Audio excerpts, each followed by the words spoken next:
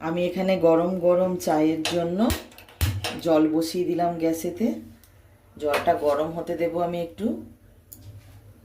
চায়ে দেওয়ার জন্য আমি একটুখানি অল্প করে আদা কেটে নিই। জলটা গরম হয়ে গেছে ভালোভাবে। এবার আমি এতে চিনি মিশিয়ে দিচ্ছি।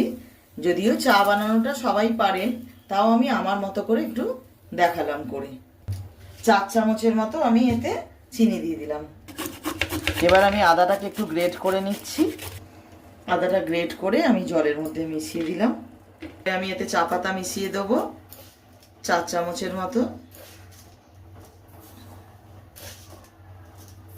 এবার এটা ভালো করে ফুটতে দেব, ফুটিয়ে নেওয়া হবে। চাটা ভালোভাবে ফোটানো হয়ে গেছে। এবার চাটা নামিয়ে নেব।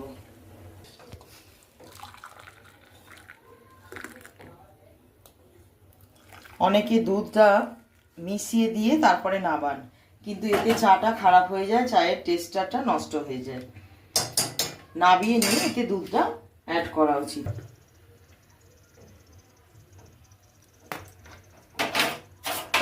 ভালো করে এবার আমি দুধটা দিয়ে মিশিয়ে নেব।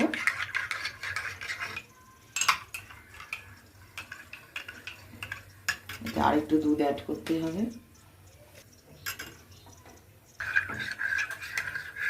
এবার আমার দুধ চা বানানো রেডি হয়ে গেছে।